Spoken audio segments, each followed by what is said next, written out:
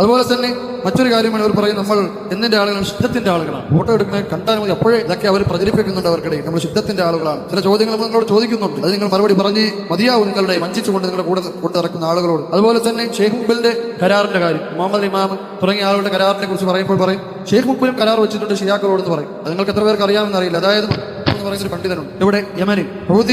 Houthi ആക്രമണം യമനിലെ ഗവൺമെന്റിനെതിരെ തുടങ്ങിയപ്പോൾ അവിടെ സലഫി പണ്ഡിതന്മാരെന്ന് ലോകത്തറിയപ്പെടുന്നു. അതായത് ഇപ്പോൾ ഇവിടുത്തെ മുജാഹിദുകൾ എങ്ങനെ അറിയപ്പെടുന്നത്, പത്രക്കാർക്കിടയിലൊക്കെ സലഫികൾ എന്നറിയപ്പെടും. അതുപോലെ തന്നെ ജമാഅത്ത് ഇസ്ലാമി ചിലപ്പോൾ സലഫി ആദർശക്കാർ, ഒരു പത്രലോകത്തും മറ്റു മാധ്യമ ലോകത്തും അറിയപ്പെടുന്നത് അവരെല്ലാം സലഫി ആദർശക്കാരാണ്. ഇഖ്വാനികളൊക്കെ അങ്ങനെ അറിയപ്പെടുന്നു. അവിടെ ഈ യുദ്ധം നടക്കുന്ന സമയത്ത് ഹൂസികളോട് കൂടെ നിന്ന രണ്ടുപേരും, നമ്മൾ യമൻ ന്യൂസ്, യമനിലെ പത്രവാർത്ത എടുത്ത് നോക്കിയാൽ അത് രണ്ടാൾക്കാരെ ആര് പറഞ്ഞു, രണ്ടുപേരാണ് അവിടെ സലഫി പണ്ഡിതന്മാർ ഷിയാക്കളോട് കൂടെ നിൽക്കുന്നതെന്ന് പറഞ്ഞു. അതിൽ ഒന്ന് മുഹമ്മദ് ഇമാമാണ്, ഒന്ന് അവിടെ ജമിയത്തിന്റെ നേതാവായ ഒരാളാണ് അൽ മഹദിയും, അങ്ങനത്തെ പേര് മഹദി എന്ന് പറഞ്ഞാൽ മുഹമ്മദ് മഹദി, അങ്ങനത്തെ ഒരു മൂപ്പര് പേര്. ആ മുഹമ്മദ് ഇമാം ഹൂസികളുമായി ഒരു കരാർ ഉണ്ടാക്കിയിട്ടുണ്ട്. ആ കരാറിനെ ന്യായീകരിക്കുന്നതിന് വേണ്ടി എന്താ അവർ പറഞ്ഞു, ഷെയ്ഖ് മുഖ്ബിലും ഷിയാക്കളോട് കരാർ ഉണ്ടാക്കിയിട്ടുണ്ട്. എന്നിട്ട് ഒരു കരാറൊക്കെ പ്രചരിപ്പിച്ചു. കരാർ അറബിയിലാണ്. ഇവരുടെ കൂടെ നിൽക്കുന്ന ആളുകൾക്ക് അവർക്ക് അറബി വായിച്ചാലും ചിലപ്പോൾ മനസ്സിലായിക്കൊള്ളുന്നില്ല. പക്ഷെ അതിനകത്ത് എന്താണ് എഴുതിയിട്ടുള്ളത്? ഷെയ്ഖ് മുഖ്ബിലിന്റെ കരാർ അന്നത്തെ കാലത്ത് യമൻ ഗവൺമെന്റ് ഷെയ്ഖ് മുഖ്ബിലിനോട് ആവശ്യപ്പെടുകയാണ്, ഇവിടെയുള്ള മുസ്ലിം മീങ്ങൾ മത നേതൃത്വം തമ്മിൽ തല്ലുന്നതിനെ ഇസ്തിഗ്ലാൽ ചെയ്യാൻ വേണ്ടി, അതിനെ ദുരുപയോഗപ്പെടുത്തുന്നതിന് ഒരുപാട് ആളുകൾ കാത്തിരിക്കുന്നു. അതുകൊണ്ട് നിങ്ങൾ തമ്മിൽ സംസാരിക്കരുത്, ഗവൺമെന്റിന് ചെയ്യാനും ചിലപ്പോൾ എല്ലാം കണക്കായിരിക്കും എന്ന് പറഞ്ഞിട്ട് ഷെയ്ഖ് മുഖ്ബിൽ അടക്കമുള്ള അന്ന് യമനിലെ മത നേതൃത്വത്തിൽ ഉണ്ടായിരുന്നു എന്ന് ജനങ്ങൾക്കിടയിൽ അറിയപ്പെട്ട എല്ലാവരെയും കൊണ്ട് ഒരു കരാറുണ്ടാക്കി.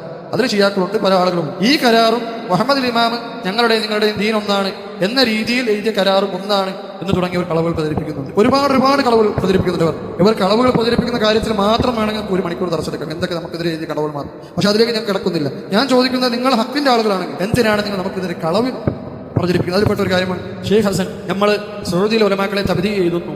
അത് ചിലപ്പോൾ നമ്മളെല്ലാവരും കേട്ടാണ്, സൗദിയിലെ ഉലമാക്കളെ നമ്മൾ തബ്ദീഅ് ചെയ്യുന്നു. ഷെയ്ഖ് അബ്ദുൽ റസാഖ് അൽ ബദറിനെ തബ്ദീഅ് ചെയ്യുന്നു. എന്നിട്ട് പറയും ഷെയ്ഖ് ഹസൻ ബാഷയെ വിദ്യാർത്ഥിയാക്കിയിട്ടുണ്ട്. നമ്മൾ ഷെയ്ഖ് ഹസനോട് ചോദിച്ചു, നിങ്ങൾ ഷെയ്ഖ് അബ്ദുൽ റസാഖ് അൽ ബദറിനെ വിജയത്തുകാരനാക്കിയിട്ടുണ്ടോ? ഷെയ്ഖ് പറഞ്ഞില്ല, ആരും വിജയത്തുകാരനാക്കിയത് എനിക്കറിയില്ല. എന്നാൽ ഷെയ്ഖ് ഹസൻ ബാഷയെ റഹ്മത്തുള്ളാഹു തആല അദ്ദേഹത്തിനെതിരെ ശക്തമായി വിമർശിച്ചിട്ടുണ്ട്. ആർക്കെതിരെ? ഷെയ്ഖ് അബ്ദുൽ റസാഖ് അൽ ബദർ റഹ്മത്തുള്ളാഹു അദ്ദേഹത്തിനെതിരെ.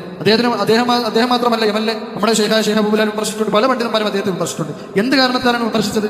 അദ്ദേഹം ഇഹ്യാ തുറാത്ത് എന്ന് പറഞ്ഞ സംഘടനയുടെ കൂടെ ഇരുന്നതുകൊണ്ട്. കാരണം അത് വളരെ അപകടം പിടിച്ച കാര്യമാണ്. ഇഹ്യാ തുറാത്ത് എന്ന് പറയുന്ന സംഘടന അവർ വിജയത്തുകാരാണെന്ന് എത്രയോ പണ്ഡിതന്മാർ, ഷെയ്ഖ് അഹ്മദ് റഹ്മത്തുള്ളാഹി, ഷെയ്ഖ് മുഖ്ബിൽ റഹ്മത്തുള്ളാഹു തആല, ഒരുപാട് അഹ്ലു സുന്നത്തി വൽ ജമാഅത്തിന്റെ പണ്ഡിതന്മാർ അവർ വിജയത്തുകാരാണെന്ന് എത്രയോ കാലം മുമ്പ്, ഷെയ്ഖ് മുഖ്ബിൽ മരണപ്പെട്ടിട്ട് ഇപ്പോൾ 20 വർഷമായി, അതിനു മുമ്പേ പറഞ്ഞ സംഘടനയാണ് ഇഹ്യാ തുറാത്ത്. മറിച്ച് അഹ്മദ് റഹ്മത്തുള്ളാഹു തആല അദ്ദേഹം പറഞ്ഞു, ഇഹ്യാ തുറാത്തിന്റെ നേതാവ് അയാൾ തക്ഫീരിയാണെന്ന് അവർ പറഞ്ഞിട്ടുണ്ട്. അയാൾ തക്ഫീരിയാണ് എന്ന് വരെ അഹ്മദ് റഹ്മത്തുള്ളാഹു തആല പറഞ്ഞിട്ടുണ്ട്. അങ്ങനെ ഒരു സംഘടന കൂടെ വേദി പങ്കിട്ടു. ഒരു തവണ വേദി പങ്കിട്ടു എന്നല്ല, ആ സംഘടനയുടെ പ്രധാനപ്പെട്ട നേതാക്കളോട് കൂടി ഒന്നിലേറെ തവണ വേദി പങ്കിട്ടപ്പോൾ അഹ്ലു സുന്നത്തി വൽ ജമാഅത്തിന്റെ പണ്ഡിതന്മാർ അദ്ദേഹത്തിനെതിരെ സംസാരിച്ചു, ശക്തമായി വിമർശിച്ചു. ഇമാം അൽ ബർബഹാരി റഹ്മത്തുള്ളാഹു തആല പറഞ്ഞതുപോലെ, ഇദാ റഅയ്ത റജുല ജാലിസൻ മഅ റജുലിൻ മിൻ അഹ്ലിൽ അഹ്വാഇ ഫഹദ്ദിറഹു വഅജ്ലിഫു. ഒരു മനുഷ്യൻ അഹ്ലുൽ അഹ്വയുടെ കൂടെ ഇരിക്കുന്നത് കണ്ടാൽ നീ അവനോട് എന്ത് ചെയ്യുക? അവനോട് നീ പറഞ്ഞു കൊടുക്കുക, അവനോട് നീ താക്കീത് നൽകുക, അങ്ങനെ ഇരിക്കാൻ പാടില്ല എന്ന് പറഞ്ഞു കൊടുക്കുക. ഫൈൻ ജലസ മഅഹു ബഅദ മാ അലിമ ഫത്തഖിഹി. ഇനി അതിനുശേഷവും അദ്ദേഹം അവരുടെ കൂടെ ഇരിക്കുകയാണെങ്കിൽ നീ അദ്ദേഹത്തിനെ സൂക്ഷിക്കണം. ഇത് പറഞ്ഞത് ആരാണ്? ഇമാം അൽ ബർബഹാരി റഹ്മത്തുള്ളാഹി. അദ്ദേഹം മരണപ്പെട്ടത് ഹിജ്റ 300-കളിൽ മരണപ്പെട്ട പണ്ഡിതനാണ്. അപ്പോൾ ഇങ്ങനെയുള്ള ഒരുപാട് അഥറുകൾ നമുക്ക് കാണുവാൻ സാധിക്കും. അതിന്റെ അടിസ്ഥാനത്തിൽ അതുപോലെ തന്നെ ഇബ്നു റഹ്മത്തുള്ളാഹി തആല പറഞ്ഞു, മൻ യുജാലിസ് അഹ്ലൽ ബിദ്അ അശദ്ദു അലൈനാ മിൻ അഹ്ലിൽ ബിദ്അ. വിദേഹത്തിന്റെ ആളുകളുടെ കൂടെ ഇരിക്കുന്നവരാണ് വിദേഹത്തുകാരേക്കാൾ നമുക്ക് കാഠിന്യമായിട്ടുള്ളത്. അതുപോലെ തന്നെ സുഫിയാൻ അസ്സൗരി റഹ്മത്തുള്ളാഹി തആല അദ്ദേഹം ബസറയിലേക്ക് വന്നു. അപ്പോൾ ഒരാളിനെ പറ്റി ജനങ്ങൾ സംസാരിക്കുന്നത് കണ്ടപ്പോൾ അദ്ദേഹം സുഫിയാൻ അസ്സൗരി റഹ്മത്തുള്ളാഹി ജനങ്ങളോട് ചോദിച്ചു, അയ്യു ഷൈ മദ്ഹബ്, അദ്ദേഹത്തിന്റെ മദ്ഹബത്താണ്, അയാളുടെ മദ്ഹബത്താണ് എന്ന് ചോദിക്കുകയുണ്ടായി. ഖാല മദ്ഹബു ഇല്ല സുന്ന, അയാൾ സുന്നിയാണെന്ന് പറഞ്ഞു. അയാൾ സുന്നിയാണെന്ന് പറഞ്ഞപ്പോൾ സുഫിയാൻ അസ്സൗരി റഹ്മത്തുള്ളാഹി തആല മറ്റൊരു ചോദ്യം ചോദിച്ചു. മഹാരഥന്മാരായ പണ്ഡിതന്മാരുടെ ചര്യാണ്. അവർ ചോദിച്ചു, മൻ ബുത്താനത്ത്, അദ്ദേഹത്തിന്റെ കൂട്ടുകാർ ആരൊക്കെയാണ്? അദ്ദേഹം ആരുടെ കൂടെയൊക്കെയാണ് ഇരിക്കുന്നത്? ഖാല അഹ്ലുൽ ഖദർ, ഖദറിന്റെ ആളുകളുടെ കൂടെയാണ് ഇരിക്കുന്നത്. സുഫിയാൻ അസ്സൗരി റഹ്മത്തുള്ളാഹി തആല പറഞ്ഞു, ഖദരിയാണ്, ഫഹുവ ഖദരി, അവൻ ഖദരിയാണ് പറഞ്ഞു. അപ്പോൾ പണ്ഡിതന്മാർ, സലഫി പണ്ഡിതന്മാർ ശക്തമായി താക്കീത് ചെയ്ത കാര്യമാണ് അഹ്ലുൽ അഹ്വയുടെ കൂടെ ഇരിക്കുക എന്നുള്ളത്. ആ വിഷയത്തിൽ ഇദ്ദേഹം സ്ഥാനപ്പത്ത് കാണിച്ചപ്പോൾ ഇദ്ദേഹത്തിന് ശക്തമായ താക്കീതായിക്കൊണ്ട് സുന്നത്ത് ജമാഅത്തിന്റെ പണ്ഡിതന്മാർ സംസാരിച്ചു. അപ്പോൾ ആ സംസാരത്തിൽ പറഞ്ഞു, അദ്ദേഹം തുറാസിയാണെന്ന് അദ്ദേഹത്തിൽ അതിലേക്ക് ചേർത്തി പറഞ്ഞു. തുറാസിയാണെന്ന് ചേർത്തി പറഞ്ഞു. സ്വാഭാവികമായിട്ട് തുറാസി എന്ന് പറഞ്ഞു കഴിഞ്ഞാൽ അതിൽ എന്ത് ഉള്ളടങ്ങിയിട്ടുണ്ട്? അതൊരു ലാസിമുൽ ഖൗലുണ്ട്. എന്താണ് ലാസിമുൽ ഖൗൽ? അദ്ദേഹം വിജാത്തുകാരനാണ് എന്നൊരു അനിവാര്യത അതിലുണ്ട്, അനിവാര്യത. എന്നാൽ അഹ്ലു സുന്നത്തി വൽ ജമാഅത്തിന്റെ ഉസൂലിൽപ്പെട്ടതാണ് ഷൈഖുൽ ഇസ്ലാം ഇബ്നു തൈമിയ്യ റഹ്മത്തുള്ളാഹി തആല അദ്ദേഹത്തിന്റെ മജ്മൂഉൽ ഫതാവയിലും മുദക്കറയിൽ ഇമാം ശഖീതിയും ഒരുപാട് പണ്ഡിതന്മാർ പറഞ്ഞിട്ടുള്ളതാണ്. അഹ്ലു സുന്നത്തി വൽ ജമാഅത്തിന്റെ ഉസൂലിൽപ്പെട്ടതാണ് അസ്സവാബു അന്ന ലാസിമ മദ്ഹബിൽ ഇൻസാനി ലൈസ ബിമദ്ഹബിൻ ലഹു ഇദാ ലം യൽതസിമുഹു. അതായത് ഒരു മനുഷ്യന്റെ സംസാരത്തിന്റെ അനിവാര്യത, ഒരാളൊരു വാക്ക് പറയുമ്പോൾ അതിൽ മറ്റൊരു കാര്യം ഉള്ളടങ്ങിയിരിക്കുന്നു, ഒരു കാര്യത്തിലേക്ക് ഇദ്ദേഹം നയിക്കുന്നു. അപ്പോൾ ഉദാഹരണത്തിന് എന്താണ്? ഉദാഹരണത്തിന് ക്രിസ്ത്യൻകാർ, ഞങ്ങൾക്ക് വളരെ ചുരുക്കത്തിൽ പറഞ്ഞു, ക്രിസ്ത്യൻകാർ മുഖം മറയ്ക്കുന്നതിനെതിരെ ശക്തമായ രീതിയിൽ സംസാരിക്കുന്നു. മുഖം മറയ്ക്കുന്നതിനെ സംസാരിക്കുന്ന ഒരു സുന്നത്താണെന്ന് പറഞ്ഞുകൊണ്ട് അതിൽ നിന്ന് ജനങ്ങളെ എന്താണ് ഇടുന്നതിൽ നിന്ന് അവരെ പിന്തിരിപ്പിക്കുന്നു. ഈ യഥാർത്ഥത്തിൽ ഈ സംസാരം എന്തിനും കൂടെ ഇതിൽ നിന്നൊരു ലാദ്യമുണ്ട്, ഒരു അനിവാര്യതയുണ്ട്. അതായത് അവർ സുന്നത്തിനെ അവഹേളിക്കുന്നു എന്നൊരു ലാദ്യമുണ്ട്. അവഹേളിക്കുന്നു എന്നൊരു അനിവാര്യത ഇവിടെ സംസാരത്തിലുണ്ട്. അപ്പോൾ ഈ സംസാരത്തിൽ സുന്നത്തിനെ അവഹേളിക്കുക എന്നുള്ളൊരു കാര്യം ഉണ്ട് എന്ന് നമ്മൾ അവരോട് അറിയിച്ചതിന് ശേഷം അതേ ഞാൻ സുന്നത്തിനെ അവഹേളിക്കാൻ ഉദ്ദേശിച്ചിട്ടുണ്ടെന്ന് അവർ പറഞ്ഞു കഴിഞ്ഞാൽ ആ അനിവാര്യത അവനിലേക്ക് നമ്മൾ ചേർത്തി പറയും. അങ്ങനെ ഇല്ലെങ്കിൽ നമ്മൾ സുന്നത്തിനെ അവഹേളിക്കൽ ഉണ്ട് എന്ന് നമ്മൾ പറയുമ്പോൾ അവൻ പറയുകയാണ് ഞാൻ അങ്ങനെ ഉദ്ദേശിച്ചിട്ടില്ല എന്ന് പറഞ്ഞു കഴിഞ്ഞാൽ അവനിലേക്ക് ചേർത്തി പറയാൻ പാടില്ല. ഇല്ലെങ്കിൽ ഈ കൗലിൽ അങ്ങനെയുള്ള അനിവാര്യത കാരണം എന്താ തഫ്സീറിയപ്പെടും.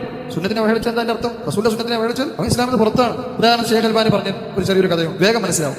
ഷേഖ് അൽബാനി പറഞ്ഞ ഒരു നാട്ടിലൊരു ചതിയാണ്, പണ്ഡിതന്മാർ വീട്ടിൽ വന്നാൽ ചെരുപ്പ് എന്ത് ചെയ്യണം? തിരിച്ചിറങ്ങുന്നതിന് മുമ്പ് ചെരുപ്പ് തിരിച്ചിട്ട് കൊടുക്കണം. അതായത് ഇറങ്ങി പോകുമ്പോൾ പണ്ഡിതന്മാർക്ക് തിരിയാതെ ചെരുപ്പിട്ട് നേരെ നടന്നു പോകാം. മനസ്സിലായോ? അപ്പൊ അങ്ങനെ തിരിച്ചിട്ട് കൊടുക്കുന്നത് ആ നാട്ടിലെ ഉലമാക്കളോട് ബഹുമാനമായിട്ടാണ് പറയുന്നത്. അങ്ങനെ ഒരു പണ്ഡിതൻ ഒരു വീട്ടിൽ വന്നു, വീട്ടുകാർ അശ്രദ്ധയിലായി തിരിച്ചിടാൻ പറഞ്ഞു. ഇയാൾ തിരിച്ചിറങ്ങിയപ്പോൾ പണ്ഡിതൻ തിരിച്ചിറങ്ങിയപ്പോൾ എന്താ ചെരുപ്പ് തിരിച്ചിട്ടിട്ടില്ല. അപ്പോൾ അദ്ദേഹം പറഞ്ഞു ചെരുപ്പ് തിരിച്ചിടാത്ത സൂചിപ്പിക്കുന്നത് നിങ്ങൾ പണ്ഡിതനെ അവഹേളിച്ചു. ആലിമിനെ അവഹേളിച്ചാൽ അതിന്റെ അർത്ഥം എന്താണ്? ഇൽമിനെ അവഹേളിച്ചു. ഇൽമിനെ അവഹേളിച്ചെന്ന് പറഞ്ഞാൽ എന്താ അർത്ഥം?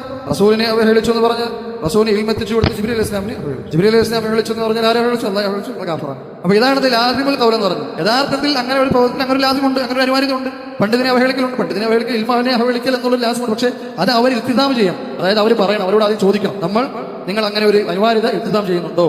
എന്നിട്ട് അവരത് സമ്മതിച്ചു കഴിഞ്ഞാൽ എന്ത് പറയും? നമ്മൾ എന്ത് പറയും? നിങ്ങൾ പിന്നെ ബാക്കിയുള്ള അവരുടെ മേലെ. ഇവിടെ ഷെയ്ഖ് ഹസൻ തുറാദിയാണെന്ന് പറഞ്ഞപ്പോൾ ഷെയ്ഖ് അവിടെ എന്ത് അനിവാര്യതയുണ്ട്? അദ്ദേഹത്തിന് വിദ്യാർത്ഥിക്കാരനാക്കി വരുന്നു. പക്ഷേ ഷെയ്ഖ് ഹസനോട് നമ്മൾ ചോദിച്ചു, നിങ്ങൾ വിദ്യാർത്ഥിക്കാരനാക്കുന്നുണ്ടോ? ഷെയ്ഖ് ഹസൻ പറഞ്ഞു ഇല്ല.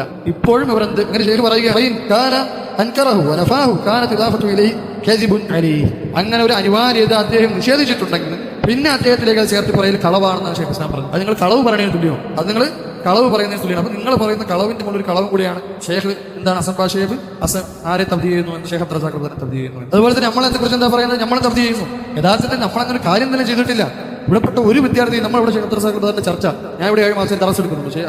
ഇവിടെ സഹോദര പ്രബോധന എത്രയോ വർഷങ്ങൾ ഇവിടെ ദർസ് എടുക്കുന്നു. എന്തെങ്കിലും ഷെയ്ഖ് അബ്ദുൽ റസാഖ് ഒരു ചർച്ച നമ്മൾ എന്തിനാ എപ്പോഴാണ് കൊണ്ടുവരുന്നത്? എവരുടെ ആരോപണം വരുമ്പോൾ അതിനെ പ്രതിരോധിക്കാൻ മാത്രമാണ് അദ്ദേഹത്തിന്റെ പേര് നമ്മൾ ദർസ് തന്നെ പറയുന്നത്. അല്ലാതെ അദ്ദേഹത്തെ പറ്റിയുള്ള സംസാരം അദ്ദേഹം ഇവിടെ ഗുളിയുന്ന പോലെ ഇവിടെ ആരൊക്കെ പറഞ്ഞ് നടക്കുന്നു എന്നുള്ളൊരു തരത്തിലുള്ള പ്രചരണമാണ് ഇവരുടെ അടുത്തുള്ളത്. ഇവരുടെ ഇടയിൽ എന്താണ് നമ്മളിങ്ങനെ ഗുളിയുന്നത് പോലെ സഹോദരി ഇന്നാൾ വിദ്യാർത്ഥിയാണ് ഇത് ഞാൻ രാവിലെ ഉച്ചയ്ക്ക് നമ്മളിങ്ങനെ പറഞ്ഞു നടക്കുന്നു എന്നുള്ള രീതിയിലുള്ള ചർച്ചയാണ് അവരുടെ ഇടയിലുള്ളത്.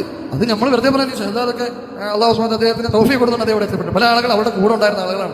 അവരുടെ ഇടയിൽ അങ്ങനെ പറയാം. അവർ ചർച്ച തന്നെ എങ്ങനെയാണ്? നമ്മൾ പറയും ഉലമാക്കളെ വിദ്യാർത്ഥിയാരാക്കുന്നത്. ഏത് പണ്ഡിതനെയും വിദ്യാർത്ഥിയാരാക്കി ഒരാളുടെ പോലും കാണിച്ചു തരാൻ സാധിക്കില്ല. ഒരാളുടെ പോലും കാണിച്ചു തരാൻ സാധിക്കില്ല.